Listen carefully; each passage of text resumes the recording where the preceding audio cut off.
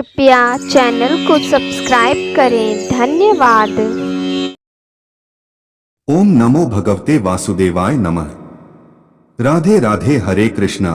प्रिय भक्तों, आप सभी को परिवर्तिनी एकादशी की हार्दिक शुभकामनाएं।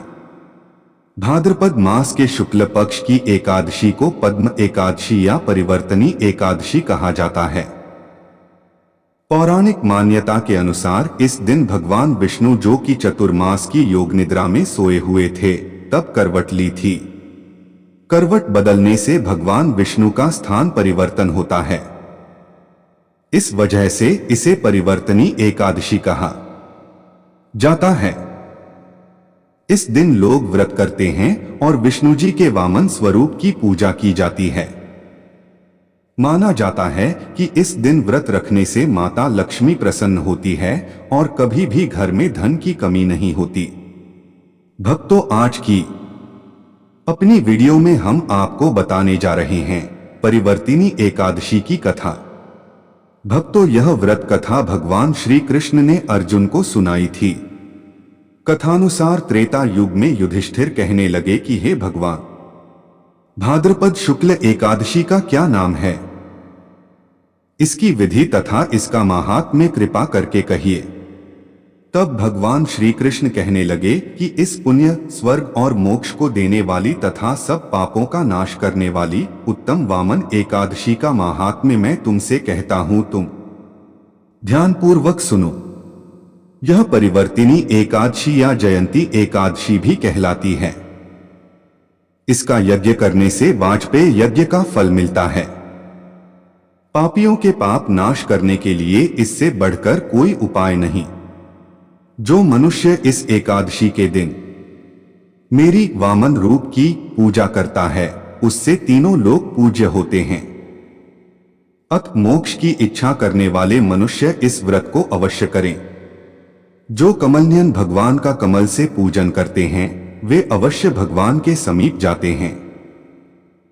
जिसने भाद्रपद शुक्ल एकादशी को व्रत और पूजन किया, उसने ब्रह्मा, विष्णु सहित तीनों लोकों का पूजन किया। अत हरिवासर अर्थात एकादशी का व्रत अवश्य करना चाहिए। इस दिन भगवान करवट लेते हैं, इसलिए इसको परिवर्तिनी एकादशी भी कहते हैं। भगवान के वचन सुनकर युधिष्ठिर बोले कि भगवान, मुझे अति संदेह हो रहा है कि आप किस प्रकार सोते और करवट लेते हैं तथा किस तरह राजा बलि को बांधा और वामन रूप रखकर क्या क्या लीलाएं की। चातुर्मास के व्रत की क्या विधि है तथा आपके शयन करने पर मनुष्य का क्या कर्तव्य है, सो आप मुझसे विस्तार से बताइए। श्री कृष्ण कहने लगे कि हे राजन, अब आप सब पापों को नष्ट करने वाली कथा का श्रवण करें। त्रेतायुग में बलि नामक एक दैत्य था। वह मेरा परम भक्त था।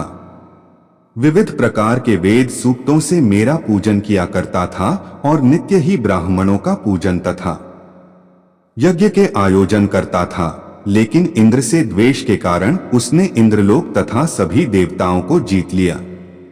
इस कारण सभी देवता एकत्र होकर सोच विचार कर भगवान के पास गए। बृहस्पति सहित इंद्रादिक देवता प्रभु के निकट जाकर और नतमस्तक होकर वेद मंत्रों द्वारा भगवान का पूजन और स्तुति करने लगे। अत मैंने वामन रूप धारण करके 5वां अवतार लिया और फिर अत्यंत तेजस्वी रूप से राजा बलि को जीत लिया। इतनी वार्ता सुनकर राजा युधिष्ठिर बोले कि हे जनार्दन, आपने वामन रूप धारण करके उस महाबली दैत्य को किस प्रकार जीता? श्री कृष्ण कहने लगे, मैंने वामन रूपधारी ब्रह्मचारी बलि से 3 पग भूमि की याचना करते हुए कहा, ये मुझको 3 लोक के समान है और हे राजन, यह तुमको अवश्य ही देनी होगी। राजा बलि ने इसे तुच्छ याचना समझकर 3 पग भूमि का संकल्प मुझको दे दिया और मैंने अपने त्रिविक्रम रूप को बढ़ाकर यहाँ तक कि भूलोक में पद, भुवरलोक में जंघा, स्वर्गलोक में कमर, महरलोक में पेट, जनलोक में हृदय, यमलोक में कंठ की स्थापना कर सत्यलोक में मुख, उसके ऊपर मस्तक स्थापित किया।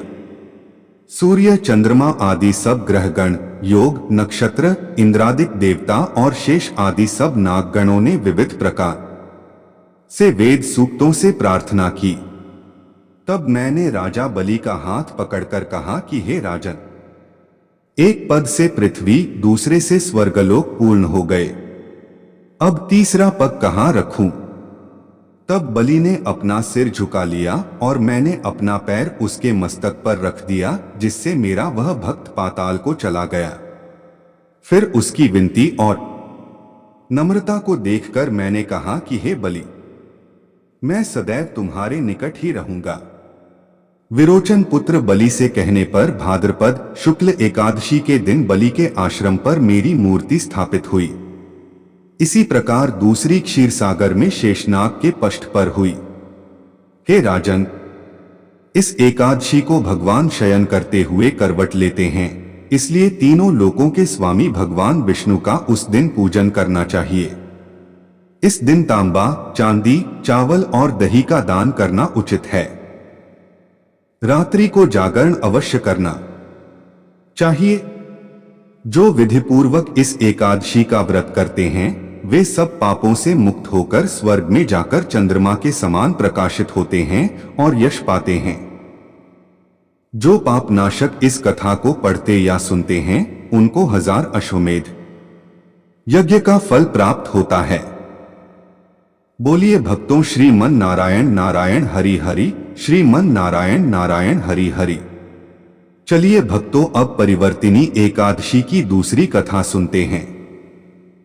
प्रिय भक्तों, कहा जाता है कि बिना तुलसी माता के विष्णु जी कोई भी भोग स्वीकार नहीं करते हैं, और इसी प्रकार से एकादशी का व्रत बिना तुलसी माता की कथा के अधूरा माना जाएगा। तो चलिए सुनते हैं तुलसी माता की कथा।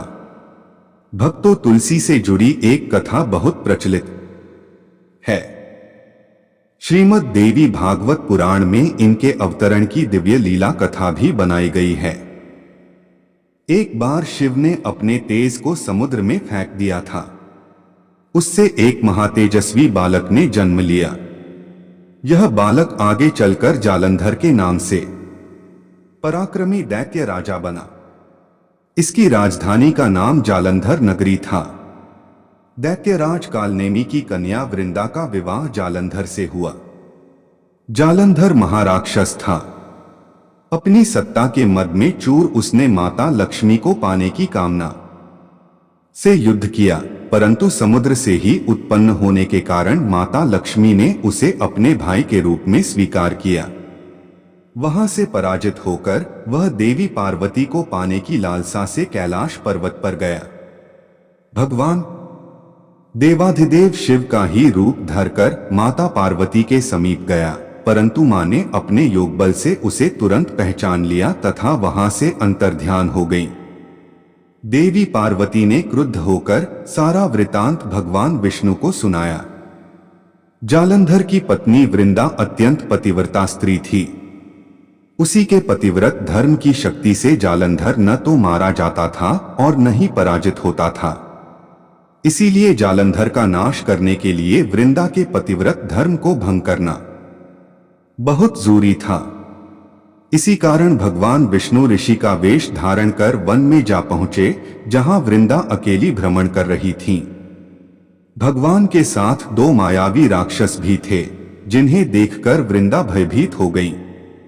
ऋषि ने वृंदा के सामने पल में दोनों को भस्म कर दिया।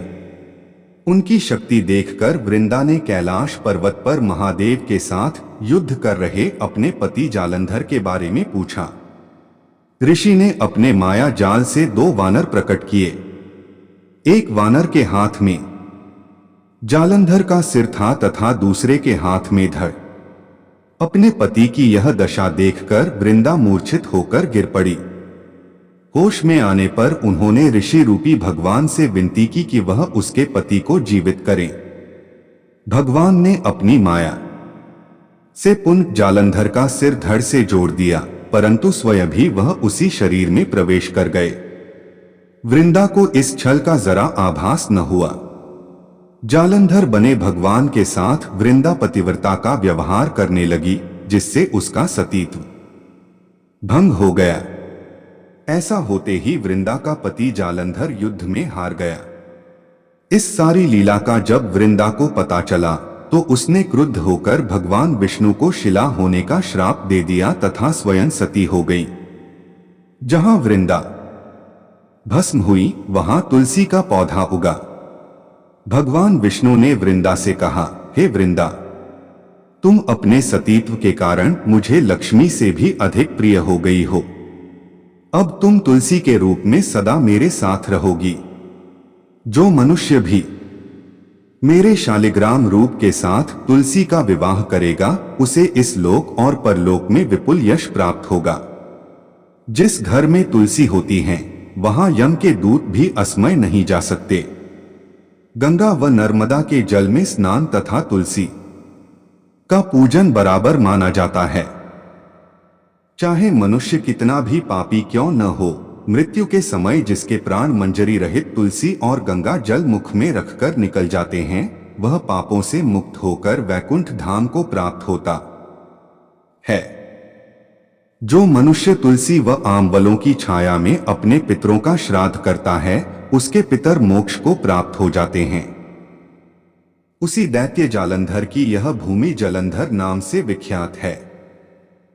सती वृंदा का मंदिर मोहल्ला कोट किशनचंद में स्थित है। कहते हैं इस स्थान पर एक प्राचीन गुफा थी जो सीधी हरिद्वार तक जाती थी।